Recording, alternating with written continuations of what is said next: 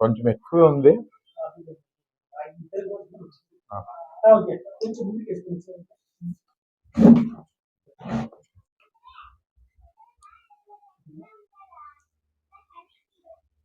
అందరికీ జైబీ. ముఖ్యంగా ఈ మీడియా సమావేశం జరపడానికి ముఖ్య ఉద్దేశం ఏంటంటే, నిన్న నగర వనాన్ని రాయదుర్గంలో ప్రారంభించడం జరిగింది. ఈ నగర వనాన్ని ప్రారంభించిన వ్యక్తి ఎమ్మెల్యే తనయుడు.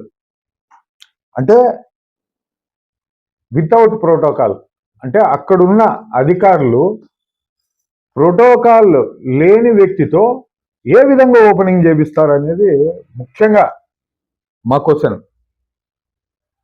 ప్రోటోకాల్ ఉంటే ఓపెన్ చేసుకోమని మేమేమి కాదని చెప్పాం. అతని కొడుకుని ఏదైనా ప్రోటోకాల్ ఉండే పదవిలోకి తీసుకొని వచ్చిన తర్వాత ఓపెనింగ్స్కి దానికి దీనికి పంపిస్తే బాగుంటుంది. మొన్న రీసెంట్గా కూడా గవర్నమెంట్ ప్రోగ్రామ్కి సంబంధించి కొన్ని ప్రోగ్రాంలో గవర్నమెంట్ బ్యానర్లో కూడా అబ్బాయి ఫోటో ఉంది. ఇది సరైన పద్ధతి కాదు.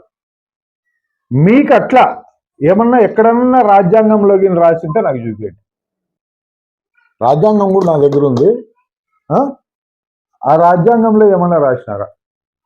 ఎంతో ఎక్స్పీరియన్స్ ఉన్న ఎమ్మెల్యే మా రాయదుర్గం ఎమ్మెల్యే, చాలా అవగాహన ఉన్న వ్యక్తి, చాలా సీనియర్ మోస్ట్ నాయకుడు. అలాంటి ఆయనకి ప్రోటోకాల్ గురించి తెలియదా? ఏ విధంగా పంపిస్తారు? పోనీ పిలిచిన ఈ అధికారులకి ఇంగిత జ్ఞానం అనేది ఉందా? ఈ అధికారులకు ఈ విధంగా పిలిపించేసి వితౌట్ ప్రోటోకాల్తో మీరు కట్ చేయండి అయ్యా, మీరు చెప్పండి. ఇప్పుడు ఎమ్మెల్యే గారు బిజీగా లేకోకున్నప్పుడు నెక్స్ట్ ఎవరు ఉంటారు?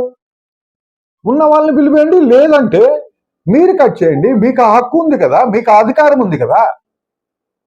ఎందుకు ఇట్లా ప్రోటోకాల్ని పాటించుకోకున్నట్లా? గతంలో కూడా డీహిరియాల్లో ఇట్లా జరిగితే కూడా నేను మాట్లాడిన. అంటే రాయదుర్గంలో ప్రభుత్వం జరుగుతా ఉందా, టీడీపీ పార్టీ పెత్తనం జరుగుతా ఉందా అర్థం కావడం లేదు. ఇక్కడ ప్రజలు కానీ టీడీపీ నాయకులు కానీ గమనించాల్సిందేది ఒక్కటే ఒక విషయం. టీడీపీ అనేది ఒక పార్టీ, ప్రభుత్వం అనేది అందరిది.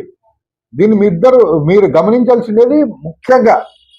టీడీపీ అనేది ఒక పార్టీ, బీఎస్పీ అనేది ఒక పార్టీ, వైసీపీ అనేది ఒక పార్టీ, బీజేపీ అనేది ఒక పార్టీ. అది ప్రభుత్వము కాదు. ఇది బాగా గమనించండి. ప్రభుత్వం అంటే మీ పార్టీది కాదు, ప్రతి ఒక్కరిది ప్రభుత్వం. దీన్ని ముఖ్యంగా మీరు గమనించి భయభక్తులతో గవర్నమెంట్లో మీరు వర్క్ చేయండి. మీ కొడుకునో, మీ అల్లుడినో, లేకుంటే ఇతర మీ బంధువులను ఓపెనింగ్ పంపిస్తే ఎవరు ఓర్చుకోరు. ఇది బాగా గుర్తుపెట్టుకోండి. ఫస్ట్ ఆఫ్ ఆల్ మీకు అధికారులకి కొంచెమన్నా అరే ఇట్లా పిలిస్తే ప్రజలు ఏమనుకుంటారు, ప్రతిపక్ష నాయకులు ఏమనుకుంటారు, మీ పైన ఉన్న అధికారులు ఏమనుకుంటారు అనే ఇంగిత జ్ఞానం కూడా లేదా మీకు? అంటే ఇంత విచ్చలవిడిగా రాయదుర్గంలో ఇంత విచ్చలవిడిగా ప్రభుత్వం కొనసాగుతా ఉందా అని చెప్పేసి మేము క్వశ్చన్ చేస్తున్నాం. ఇంకొక విషయం ఏమంటే, ఇక్కడ దామోదర్ రెడ్డి అని చెప్పేసి డిప్యూటీ రేంజర్ రామాంజనేయులు, వీళ్ళిద్దరు అన్యాయాలు అక్రమాలు అనేది అన్నీ ఇన్ని లేవాడ.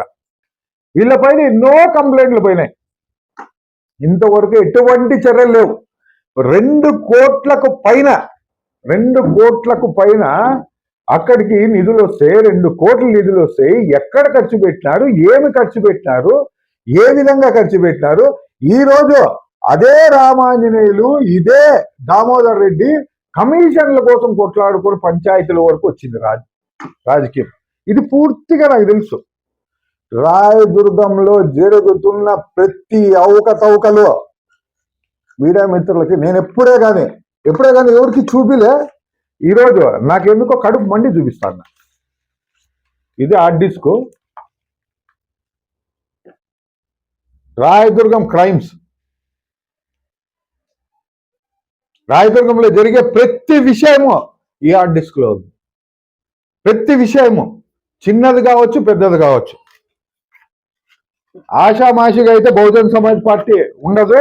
ప్రతి పూర్తి ఆధారాలతో, మాకున్న ఆధారాలు, మేకున్న ప్రతి ఒక్కటి సేకరించి ఈ బుక్లెట్ అంతా దీనికి ఇక్కడ ఈ ఇయర్ వీళ్ళు ప్రభుత్వం వచ్చినప్పటి నుంచి జరుగుతున్న అవకతవకలవే ఇవన్నీ.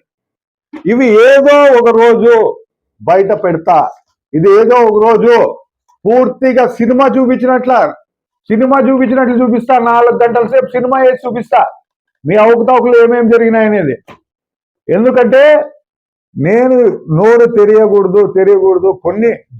కొన్ని అట్లా ఇట్లా జరుగుతుంటాయి రాజకీయాల్లో, సహజము అని నేను ఎంతో ఓపికగా ఉన్నా.